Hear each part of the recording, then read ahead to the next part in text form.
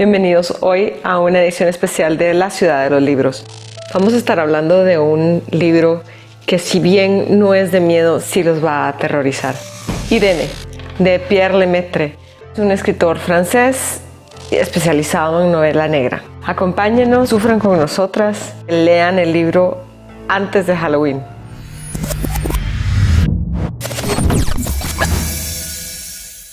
La verdad le agradezco a Luisa que nos haya hecho leer este libro. Terminé perturbada de leerlo y tuve que leer un romance así de esos bien bobos solo para que me quitara como la sensación que me dio el final de este libro, porque es fuerte, es sorpresivo. Mucho. Pero el último asesinato es perturbador. Al fin me vengué de lo que me hiciste con Jamie. Sí, la verdad que quedé muy perturbada, y de verdad, dije, ¿qué libro hay en Kindle que está gratuito y que son un romance de esos, pero así? Habiendo tantas páginas de memes. No. Sí, no, necesitaba algo que de verdad me quitara, te juro, necesitaba desintoxicarme de ese libro. Tengo muchas ganas de leer Alex, el siguiente en la saga, que es el que ha ganado premios, que dicen que es así como wow. Porque sí es un muy buen autor. El contexto del libro está este detective que se llama Camille Verhoeven y está investigando una serie de asesinatos, a cada cual más grotesco, y no tienen pistas, no tienen ni siquiera una huella, no tienen una motivación, no tienen nada. Bueno, y se dan cuenta después como el tercer asesinato, no sé, qué está representando escenas de libros. Exacto. Ajá, que eso es bien interesante. Pero se le ocurre al detective y nadie se lo cree. Exacto. Sí, porque nadie cree en la gente que estudió letras, ¿verdad? Ni para potencial de asesino en serie, decís vos.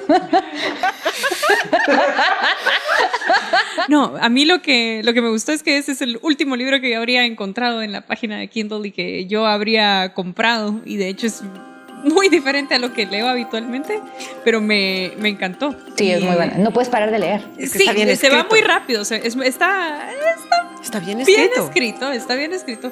De hecho, me gustó más el de Alex. En mi opinión, cuando uno lleva la mitad del libro y ya conoce un poco de literatura detectivista, se vuelve un poco predecible. No, pero la última final ya no. El asesinato es predecible, pero no el final. No, yo no sentí que el final lo fuera. Me recuerdo sí sabía quién era el asesino y sí sabía quién iba a ser la última víctima. Sí, y de hecho sí me imaginé que iba a terminar así. Así, cuando vi cuánto faltaba, cuando vi en qué iba la historia, dije, esto va a terminar así. Está bien escrito. Sí, está bien escrito, pero a mí me gustó mucho más el segundo, porque creo que ese sí me sorprendió. Ese sí, un desarrollo de personaje un poquito más maduro.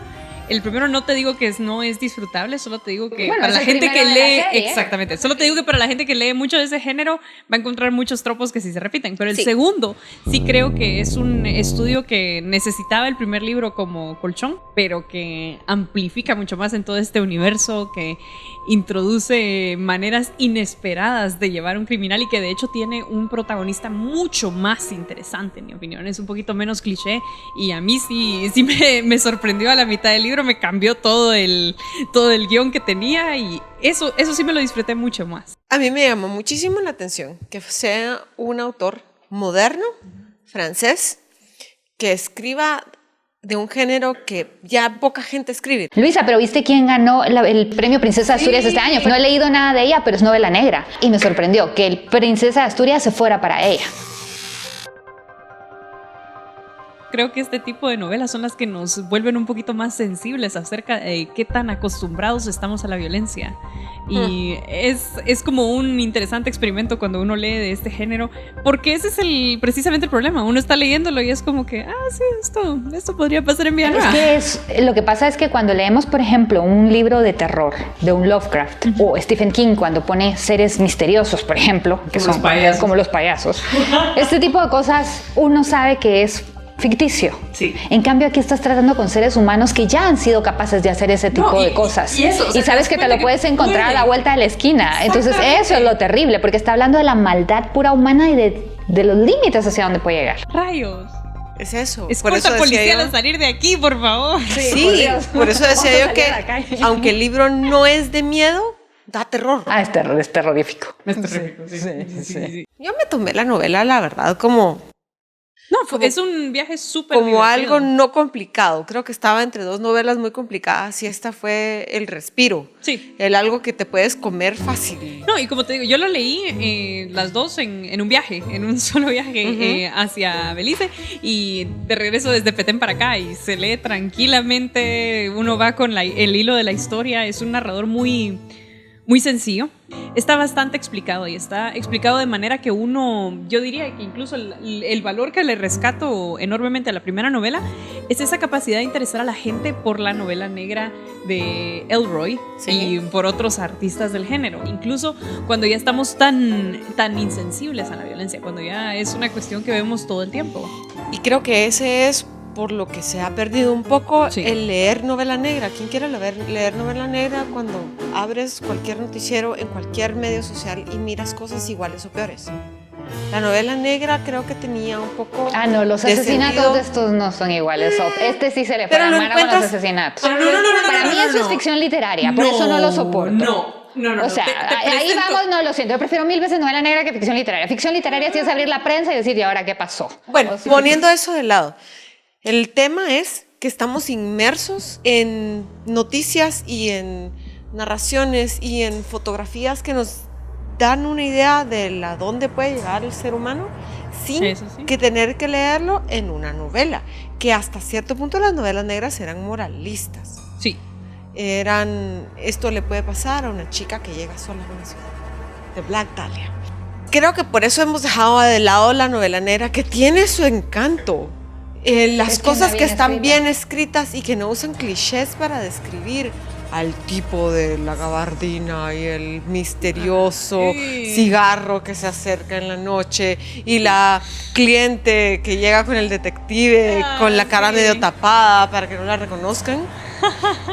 Si se logran alejar de eso, que es algo que hemos visto demasiado, y de todos modos logra choquearte. O sea, una novela, después de haber nosotras leído tantas novelas negras, llegar a choquearte, el tipo tiene mucho mérito.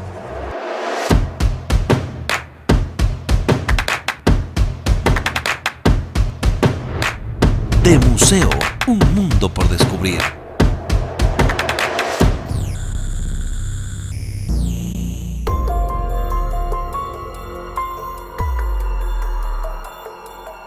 Precisamente por esa construcción del protagonista inesperado me recordó un poco a Francisco Alejandro Méndez, que tiene este inspector que él inventó, que es el inspector Wenceslao Pérez Chanán, y que describe las historias a través de Twitter y que las comparte todo el tiempo, y que es un inspector como uno se imagina un policía de Guatemala. ¿Por qué no hay novela negra en Guatemala?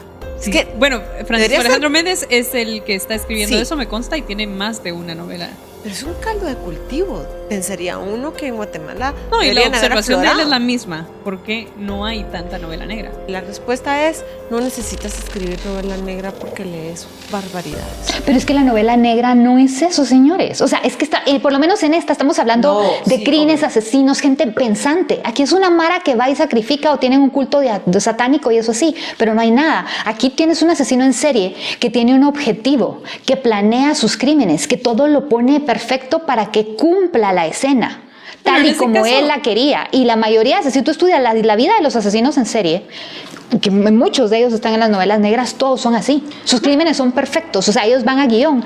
Aquí la mediocridad creo que no sirve ni para eso. De hecho no es tan eso. De hecho, los países que tienen asesinos en serie así de elaborados y tan exóticos son en el primer mundo. Aquí la gente que te mata porque le debes dinero, porque te metiste con su traida, porque estás en droga, porque quiere tu celular, pero no tiene una motivación tan fuerte como de voy a crear arte con asesinar personas. Eso es una aspiración educada, por así decir. No en el sentido esnovista. No en el sentido, sí, en el sentido esnovista, pero no en el sentido de valores. Es una perspectiva educada y una necesidad de acertar el ego.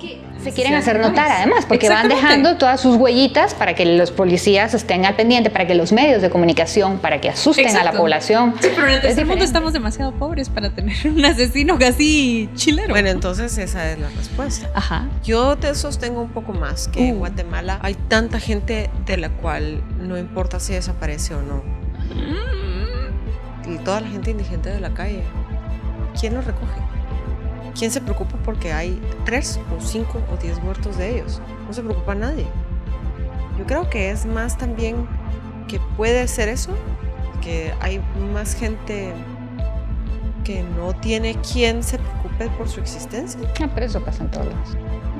Pero los policías están más ocupados en ver hasta ese tipo de crímenes. Aquí tenemos tanto crimen. Tal vez en Islandia, que de verdad puedes contar con los dedos de la mano la gente que vive, pero en una ciudad como Nueva York, en las esquinas hay un puño de indigentes y aparece uno muerto acuchillado, van a decir se peleó con otro y está muerto. O sea, no necesariamente Chicago, Pensilvania, Filadelfia, esas ciudades grandes que tienen mucha criminalidad, Washington DC, no necesariamente, Luisa. Yo sí creo que acá el tema es definitivamente hay pobreza y definitivamente se da, pero yo lo veo porque no hay terroristas latinos. Así de simple. Los narcos, aquí nadie se pero no se inmola. O sea, él manda a alguien que mate o él va y mata, pero él no se inmola. Sí, esa es la gran diferencia. Que aquí somos oportunistas. Aquí es que no valoras tu vida, los otros, el fanatismo es diferente. No es parte de la pertenencia. Exactamente, yo siento que la personalidad latina es diferente. Y las maras sí ofrecen su vida a favor de la mara y del narco. Sí.